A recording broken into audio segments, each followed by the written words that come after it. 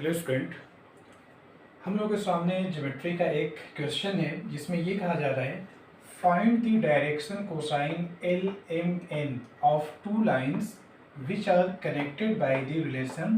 देखिए पहला इक्वेशन है L minus 5m plus 3n is equal to 0 और सेकेंड इक्वेशन है 7l square plus 5m square minus 3n square is equal to 0। तो आपके पास दो लाइंस हैं जिनके डायरेक्शन कोसाइन में ये रिलेशन है। अच्छा, ये इक्वेशन क्वाड्रेटिक है ये वाला, तो क्वाड्रेटिक होने का मतलब ये हुआ कि एल एम एन का जो आंसर आएगा वो 2 आएगा। तो एक आंसर जो होगा वह एक लाइन की डायरेक्शन कोसाइन को डिनोट करेगा और अगला जो आंसर होगा वो सेकेंड लाइन के डायरेक्शन कोसाइन को डिनोट करेगा। अच्छा, ये क्वेश्चन अगर आपके एग्जाम के पॉइंट ऑफ व्यू से देखा जाए तो ये काफ़ी इम्पॉर्टेंट है क्योंकि पेपर में अक्सर ये पूछा जाता है। इसको सॉल्व करने का एक फिक्स पैटर्न होता है, वह पैटर्न मैं आपको बता रहा हूँ। सबसे पहले आप दोनों इक्वेशन को लिखिएगा। सिंस देखिए पहला इक्वेशन है L minus 5m plus 3n is equal to 0, first equation. And second equation है 7l का स्क्वायर प्लस 5m का स्क्वायर माइनस 3n का square is equal to 0, equation second. पहले दोनों इक्वेशन को लिखिएगा। दोनों को लिखने के बाद आप किसी एक इक्वेशन से एक का आंसर निकालिए, एल एम और एन में से किसी एक का आंसर निकालिए और वह वैल्यू आप अगले में रिप्लेस करिए। तो देखिए पहले वाली इक्वेशन से from equation first L is equal to क्या मिलेगा, 5m माइनस 3n, ये 3 लिखा गया है। तो सबको जब इधर शिफ्ट करेंगे तो 5m प्लस हो जाएगा और 3n माइनस होगा। तो इक्वेशन फर्स्ट से l की वैल्यू ये है। Then equation second imply l की जगह पर ये वैल्यू आप रिप्लेस करिए।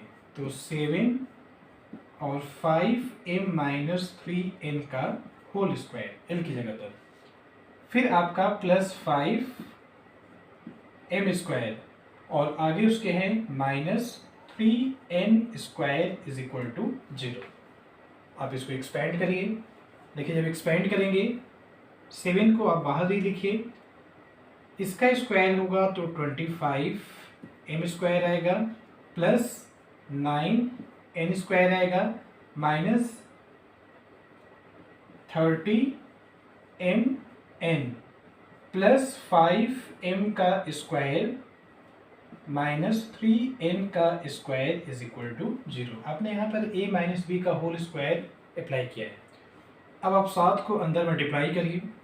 देखिए पहला हो जाएगा 175 m का स्क्वायर, यही 7 जब यहाँ मल्टीप्लाई होगा तो 63n का स्क्वायर, फिर ये 7 यहाँ मल्टीप्लाई होगा तो माइनस 210 mn प्लस 5m का स्क्वायर माइनस 3n का स्क्वायर इज इक्वल टू 0। अब आपको करना ये है, पहले m स्क्वायर का टर्म आप लिखिए 175 और प्लस 5, तो ये हो जाएगा 180 और m का स्क्वायर। अच्छा, हम लोग इसको क्वाड्रेटिक इक्वेशन जैसा लिखना चाहेंगे। देखिए क्वाड्रेटिक इक्वेशन ऐसा होता है ax का square plus bx plus c is equal to 0। पहले x स्क्वायर का टर्म आएगा, फिर x का टर्म आएगा, उसके बाद जो x से फ्री है वह टर्म आएगा। तो ऐसे अगर पहले m स्क्वायर आया है तो अब m स्क्वायर के बाद m वाला टर्म लिखिए। तो m वाला टर्म यहाँ पर है, ये है 210 mn। अब जो टर्म m से फ्री है तो m से फ्री एक टर्म आपका ये है और एक टर्म ये है। तो दोनों को सिंप्लीफाई करके लिखिए। ये आप सॉल्व करेंगे तो देखिए ये आ जाएगा 60n square is equal to 0। इस पूरे में आपका 30 कॉमन है तो 30 कॉमन लेकर आप पहले डिवाइड करिए। तो क्या मिल जाएगा ये 6m का स्क्वायर माइनस 7mn प्लस यहाँ पे आपका हो जाएगा 2n का स्क्वायर इज इक्वल टू 0। अब ये m में क्वाड्रेटिक इक्वेशन है। आप क्या करिए 6 को मल्टीप्लाई करिए 2 के साथ तो प्लस 12 आएगा। तो 12 के दो फैक्टर बताइए ऐड करने पर 7 आए, तो 4 और 3। तो आगे क्या लिखेंगे 6m का square minus 4mn minus 3mn और plus 2n square is equal to 0। अब पहले और दूसरे में से कॉमन आपका हो जाएगा 2m, तो 2m कॉमन लेंगे तो फर्स्ट टर्म से बचेगा 3m और यहाँ से अगर आप चेक करें तो 2n, ये हो गया। फिर इन दोनों टर्म से आप माइनस n कॉमन लीजिएगा, तो माइनस n कॉमन लेने के बाद 3m माइनस 2n, तो ये आ जाएगा 3m माइनस 2n और इज इक्वल टू 0। अब देखिए आपका 3m माइनस 2n दोनों जगह से कॉमन होगा तो क्या आएगा, एक ब्रैकेट में आपका बचेगा कॉमन लेने के बाद देखिए यहाँ पे आएगा 2m और यहाँ से क्या मिलेगा n और कॉमन क्या लिया गया था 3m minus 2n is equal to 0।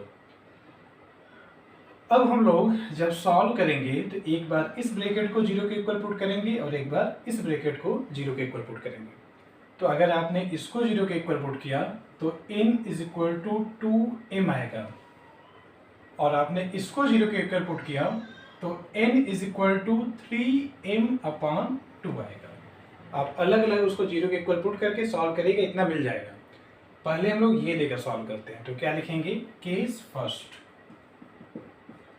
If n is equal to 2m, अगर n 2m के इक्वल है तो हम लोग सॉल्व करके पहले l निकालेंगे। तो देखिए l आपका क्या है, then l is equal to 5m पहले लिखा गया है, आप 5m को नोट करिए, फिर माइनस 3n लिखना है और आप देखिए n की जगह पे क्या लिखना है 2m, तो ये हो जाएगा 6m। तो अल्टीमेट l का जो आंसर आएगा वह माइनस m आएगा। l का आंसर माइनस m है, n का आंसर 2m है। अच्छा देखिए l का आंसर m के टर्म में निकाला गया है, n का आंसर m के टर्म में निकाला गया है। अब आप एक फार्मूला यूज करिएगा, वी नो दैट,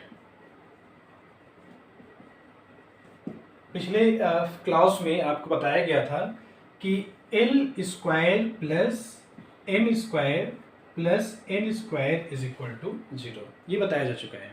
चलिए इसमें वैल्यू रिप्लेस करें। l की जगह पे हम लोग क्या लिखेंगे माइनस m, तो माइनस m का स्क्वायर होगा m स्क्वायर। अच्छा m स्क्वायर को आप वैसे ही रहने दीजिए, प्लस n स्क्वायर, देखिए n किसके इक्वल है 2m के, तो स्क्वायर करेंगे तो 4m square is equal to 0। अच्छा ये l square plus m square plus n square 1 के इक्वल होता है, तो इक्वल टू 1। ये फार्मूला एक बार मिला लीजिएगा, l square plus m square plus n square is equal to 1।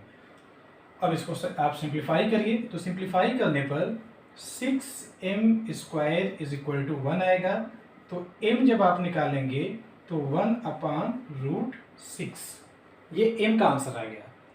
अच्छा अगर m का आंसर ये है देन l का आंसर क्या होगा, देखिए l किसके इक्वल है माइनस m के, तो l का आंसर हो जाएगा minus 1 upon root 6।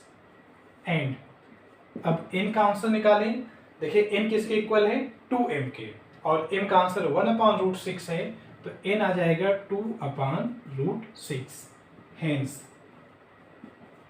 Direction cosine of one line is, यहाँ पे टोटल कितनी लाइन थी 2 लाइन थी, तो 2 लाइन में से किसी एक लाइन का जो डायरेक्शन कोसाइन होगा, पहले हमेशा l की वैल्यू लिखते हैं तो माइनस 1 अपान रूट 6, l के बाद m की वैल्यू लिखते हैं तो 1 अपान रूट 6 और m के बाद n की वैल्यू लिखते हैं तो ये होगा 2 अपान रूट 6।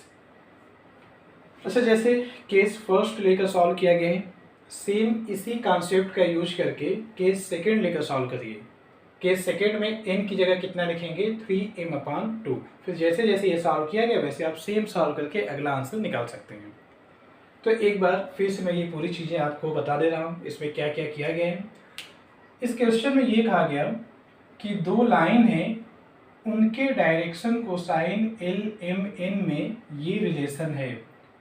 तो दोनों लाइन के डायरेक्शन कोसाइन को फाइंड आउट करिए। पहला स्टेप आपका हमेशा ये होगा कि आप दोनों इक्वेशन को नोट करिएगा। फिर नोट करने के बाद इन दोनों में से किसी एक इक्वेशन से आप L, M और N में से किसी एक का आंसर निकालिए। तो देखिए L का आंसर मैंने निकाला और ये आंसर मैंने सेकेंड इक्वेशन में रिप्लेस किया। इसको एक्सपेंड किया गया और एक्सपेंड करके सिंप्लीफाई किए तो M में एक क्वाड्रेटिक इक्वेशन मिल गया। इस क्वाड्रेटिक इक्वेशन को हम लोगों ने फैक्टराइज किया तो 2 फैक्टर मिले। फिर दोनों फैक्टर को अलग अलग जीरो के इक्वल पुट करके हम लोगों ने n का आंसर निकाल लिया। अब हम लोग एक बार ये पॉसिबिलिटी लेकर सॉल्व करेंगे और एक बार ये पॉसिबिलिटी लेकर सॉल्व करेंगे। अच्छा देखिए, जब ये वाली पॉसिबिलिटी लेकर सॉल्व करेंगे तो आपका एक आंसर आएगा और इसको लेकर सॉल्व करेंगे तो आपका अगला आंसर आएगा। तो एक से जो आंसर आएगा वह एक लाइन का डायरेक्शन कोसाइन हो जाएगा और अगले से जो आंसर आएगा वह अगले लाइन का डायरेक्शन कोसाइन हो जाएगा। तो करना क्या है, देखिए n आपका 2m के इक्वल ये वाली पॉसिबिलिटी लेकर चलें। तो फिर पहले आप इस l का आंसर निकालिए। l क्या था, 5m - 3n। 5m लिखकर और n की जगह पर 2m रिप्लेस किया गया तो 6m हो गया। फिर इसको सिंप्लीफाई किए तो l का आंसर -m आ गया। फिर आपको ये फार्मूला मैंने बताया था कि L² + M² + N² 1 के इक्वल होता है। तो इसमें L और N का आंसर रिप्लेस करिएगा। तो रिप्लेस करने पर सॉल्व करेंगे तो m का आंसर 1/√6 आएगा। अब m का आंसर 1/√6 है और l किसके इक्वल है, -m के। तो l का आंसर -1/√6 हो जाएगा और n किसके इक्वल है, n आपका इक्वल है 2m के। m की जगह पे 1/√6 लिखेंगे तो आंसर 2/√6 आ जाएगा। तो अब डायरेक्शन कोसाइन एक लाइन का क्या हो जाएगा, पहले l का आंसर लिखिए, फिर उसके बाद m का आंसर लिखिए, फिर जाकर n का आंसर लिखिए। तो ये कॉन्सेप्ट है, इसका यूज करके आपको सवाल सॉल्व करना रहेगा। आप अपने से अब सॉल्व करेगा जो केस सेकेंड है। केस सेकेंड को यानी n = 3m/2 यहाँ लिखिएगा। फिर तुरंत l का ये फार्मूला लिखिएगा और इसमें वैल्यू रख के सिंप्लीफाई करिएगा। सेम ऐसे सॉल्व करना है, आपको अगला आंसर मिल जाएगा। तो मैं सोच रहा हूँ कि अब मैं आगे की जो टॉपिक है वो आपको बता दूँ कि आगे क्या करना रहेगा। तो इस वाले हिस्से को मैं रफ कर रहा हूँ और अगली जो टॉपिक हम लोग को पढ़ना है उसके बारे में कुछ चीज़ें मैं आपके साथ शेयर कर लेता हूँ पहले ही।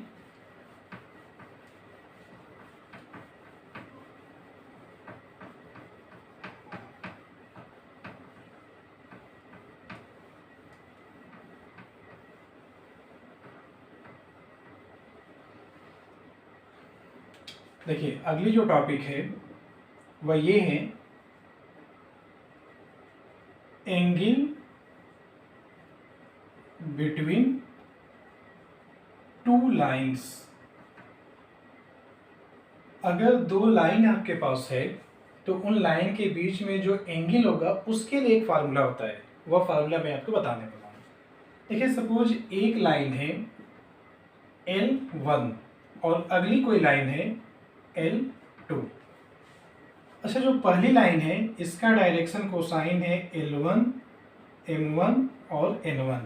ऐसे अगली जो लाइन है इसके डायरेक्शन कोसाइन है L2, M2 और N2। जब आप इस लाइन को ऐसे आगे इंक्रीज करेंगे, सपोज ये किसी पॉइंट पर कट कर रहे हैं और बीच में ये एंगल कितना है, थीटा है।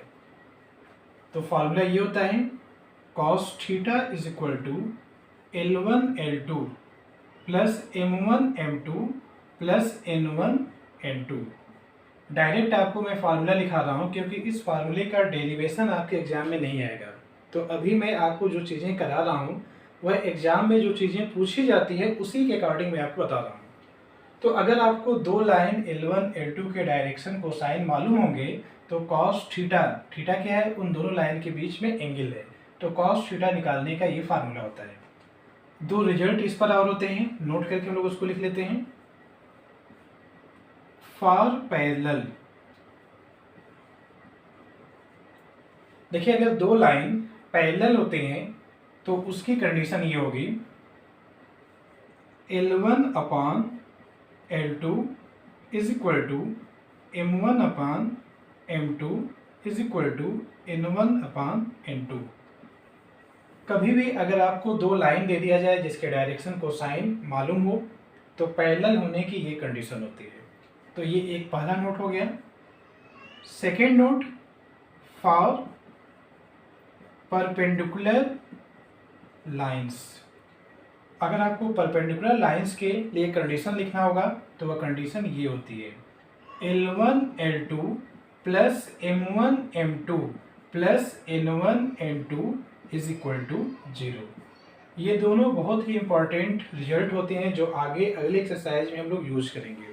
तो मिलते हैं हम लोग अगले क्लास में जिसमें मैं आपको इनका यूज करना बताऊंगा।